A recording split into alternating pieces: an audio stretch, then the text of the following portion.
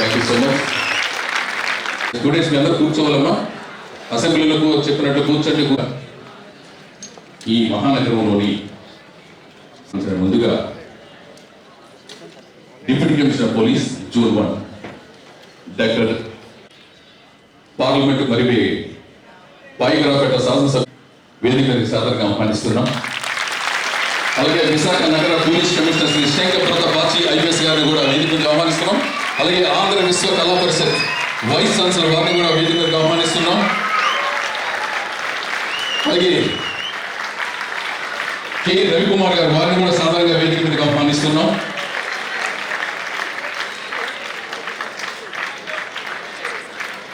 అలాగే హోంశాఖ మంత్రులకి ద్వారకా ఏసీపీ గారు బొకే అందజేయవలసిన కోరుతున్నాం. మేడం గారికి రాష్ట్ర హోంశాఖ మరియు అలాగే madam deputy commissioner police crimes Shri సాధారణంగా ఆహ్వానిస్తున్నాం. నగర పోలీస్ కమిషనర్ గారికి ఈస్ట్ సబ్ డివిజన్ నుంచి శ్రీ కొండపల్లి లక్ష్మణమూర్తి గారిని బొకే అందజేయవలసిన కోరుతున్నాం.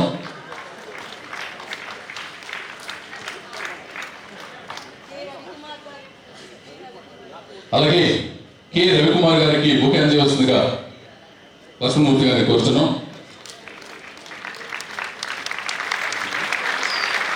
అలాగే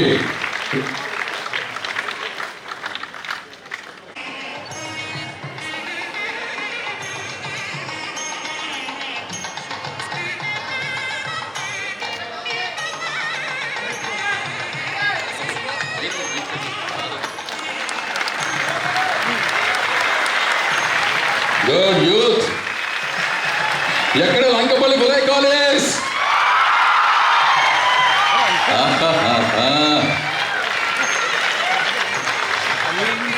బీవీకే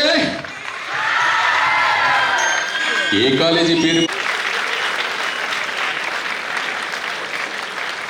యూత్ ఫైనల్ గా గట్టిగా కాసుకోవడం మీరు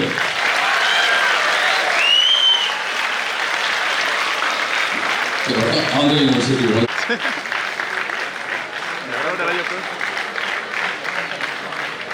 ముందు రావాలి.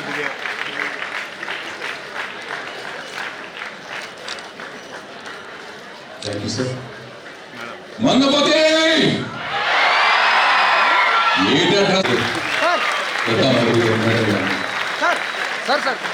ముగ్గురు శ్రీమూర్తులు ఉన్నారు. గట్టిగా క్లాస్ కొట్టాలండి.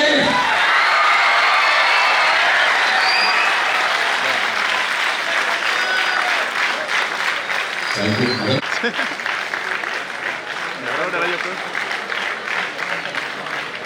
ముందు రావాలి.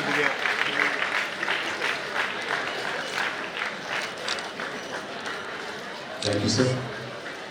మంగపతి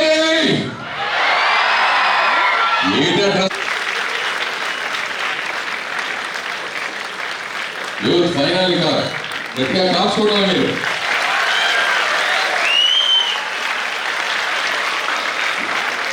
ఆంధ్ర యూనివర్సిటీ ముగ్గురు శ్రీమూర్తులు ఉన్నారు. గట్టిగా క్లాస్ కొట్టాలండి.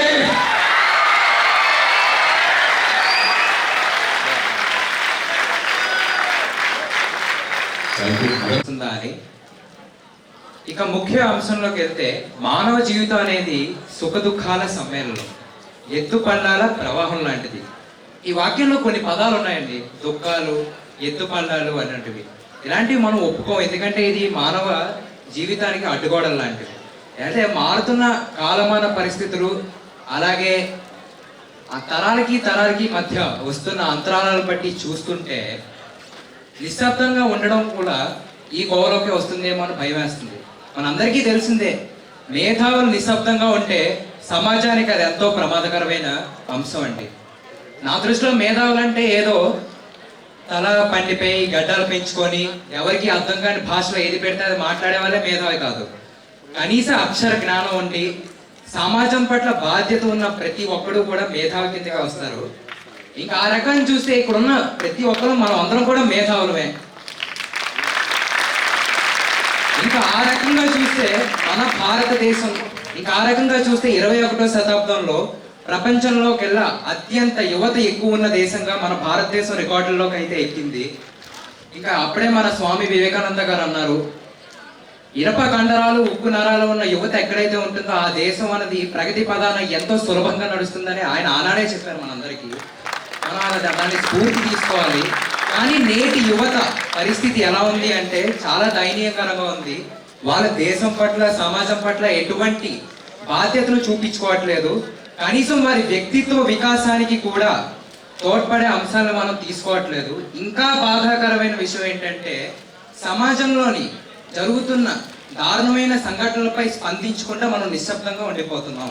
మరి ఆనాడు అప్పటి యువత నిశ్శబ్దంగా ఉండిపోయి ఉంటుంటే స్వాతంత్రోద్యమంలో పాల్గొకుండా ఈనాడు మన స్వేచ్ఛ వాయువులు మనం పీల్చుకునే వాళ్ళం కాదండి. అంతేకాదంటే స్వాతంత్రం వచ్చిన తర్వాత కూడా ఆ యువత చాలా చాలా ఉత్సాహంగా ఎన్నో ఉద్యమాల్లో పాల్గొన్న సంఘటనలు మన చరిత్రలో కనిపిస్తున్నాయి. కానీ నేటి యువత పరిస్థితి అలా లేదు. అప్పుడున్న పరిస్థితులకి ఇప్పుడున్న పరిస్థితులకి మనకి ఎన్నో తేడాలు కనిపిస్తున్నాయి. మరీ ముఖ్యంగా హింస అనేది నిశ్శబ్దం వల్ల ప్రారంభం అవుతుంది. ఇక్కడ హింస అంటే కత్తులతో పొడి చేసుకున్నావా, గన్నులతో కాల్ చేసుకున్నావా, వెన్నుపోట్లు పొడి చేసావా, ఇది కాదండి హింస అంటే. దేశంలో జరుగుతున్న అన్యాయాల పట్ల మనం ఏమీ స్పందించకుండా నిశ్శబ్దంగా ఉంటే అది దేశ ప్రగతికి నష్టం కలిగిస్తుంది. నేను పై చెప్పిన హింసల కన్నా ఈ హింస చాలా ప్రభావితం చూపిస్తుందండి. చాలా ఎక్కువ మంది మీద ప్రభావితం చూపిస్తుంది. ఇంకా ఈ పరిస్థితి నుండి మనం మేలుకోవాలి. అసలుకే మన దేశంలోని కులం అంటారు, మతం అంటారు వంటి ఎన్నో సమస్యలు ఉన్నాయి. అంతేకాకుండా చుట్టుపక్కల ఉన్న దేశాలు చైనా, పాకిస్తాన్ వంటి దేశాల నుండి కూడా ఎన్నో మొప్పులు ఉన్నాయి. ఇప్పటికైనా మన నిశ్శబ్దాన్ని వదిలిపెట్టి మనం బయటికి రావాలి. అంతేకాకుండా మన పాతరం వాళ్ళు నిశ్శబ్దంగా ఉండకుండా స్వాతంత్రం వంటి ఉద్యమాల్లో పాల్గొని మనకు ఎంతో చక్కటి జీవితాన్ని అందించారండి. ఇది మన బాధ్యత. మనం వచ్చే తరాల వారికి అంతే చక్కని జీవితాన్ని అందించాలి. ఇంకా ఈ నిశ్శబ్దం వల్ల జరిగిన ఒకే ఒక్క నష్టం ఉదాహరణగా చెప్పి నేను ఆ ప్రసంగాన్ని ముగిస్తాను.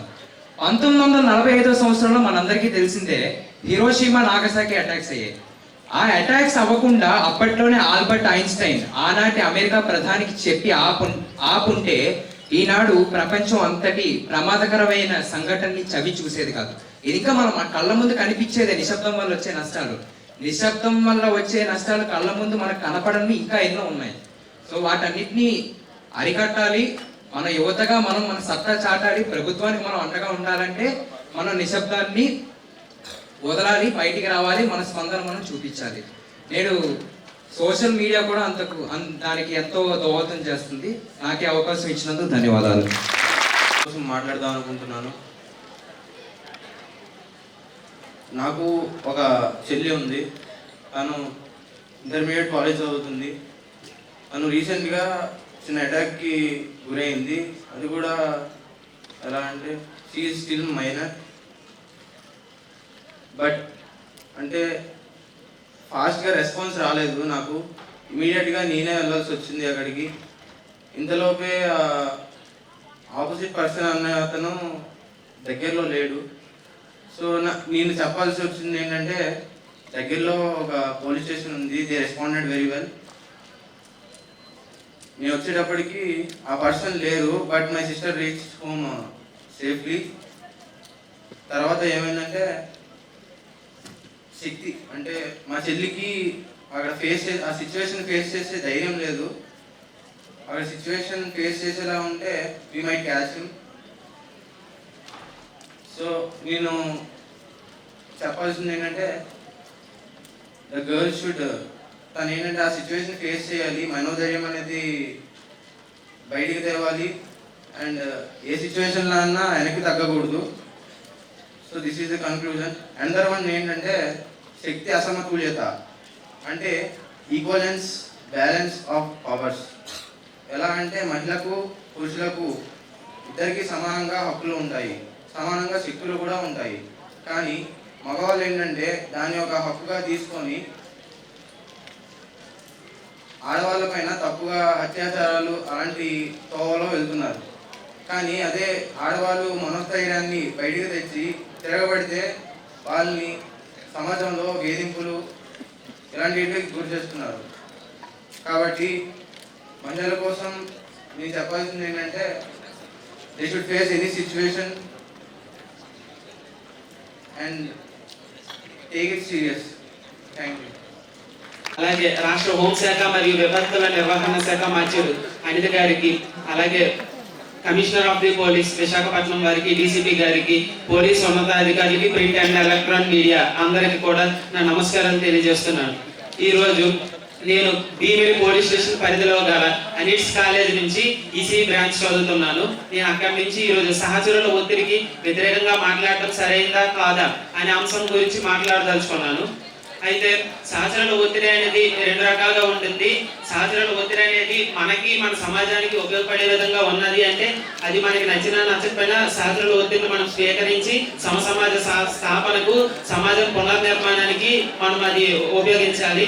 అంతేకాని అది సమాజానికి ఉపయోగపడదు, కాకపోతే అసాంఘిక శక్తుల్ని ప్రోత్సహించే విధంగా ఆ సహచరుల ఒత్తిడి ఉన్నది అంటే మనం అది మన సహచరుడైనా, మన మిత్రుడైనా, మన కుటుంబ సభ్యుడైనా దాన్ని మనం ఖచ్చితంగా వ్యతిరేకించాలి. ఆ అంశాన్ని మనము ఖచ్చితంగా నిరోధించాలి.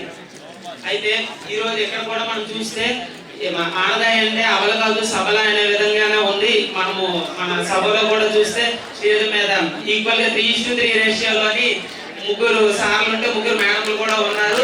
ఇదే నిదర్శనం మనకి స్వతంత్రం రాకముందు, రాజ్యాంగం రాకముందు వరకు ఒక విధంగా ఉండేది. అప్పుడు ఏంటంటే ఆడవాళ్ళకి విద్యా హక్కు ఉండేది కాదు, సమానత్వ హక్కు ఉండేది కాదు, స్వేచ్ఛ ఉండేది కాదు, ఇంటి నుంచి బయటకు వచ్చే విధంగా ఉండేది కాదు. అదే మన అంబేద్కర్ గారు రాసిన రాజ్యాంగం అమల్లోకి వచ్చిన తర్వాత విద్యార్థులకి, మహిళా విద్యార్థులకి విద్యని అభ్యసించే అవకాశం లభించింది. దాంతోపాటు ఆస్తిలో సమాన వాటా లభించే అవకాశం లభించింది. ప్రతి విషయంలో కూడా పురుషులతో సమానంగా మహిళలకు కూడా సరైన హక్కులు లభించాయి. దీనికి అందరికీ కారణం మన రాజ్యాంగం అని చెప్పుకోవడానికి నేను చాలా గర్వపడుతున్నాను. ఇదే విధంగా ప్రతి ఒక్కరు కూడా ఆడవారిని చెలచూపు చేయకుండా ప్రతి ఒక్కరిని మన అక్కని అంటారు. ఇప్పుడు మన అంటే వారిని మన ఇంటి వారు అయితే ఒక రకంగా గౌరవించడము, బయట వారైతే అగౌరవపరచడము. మన ఇంటి వారిని ఏ విధంగా అయితే మనము ట్రీట్ చేస్తామో ఆడవారిని బయట వారిని కూడా అదే విధంగా గౌరవించాలి అని కోరుకుంటూ యువత అనేది ఇప్పుడు ఏదో దాన్ని ఏమంటారు ఈ సామాజిక మాధ్యమాలు బారిన పడి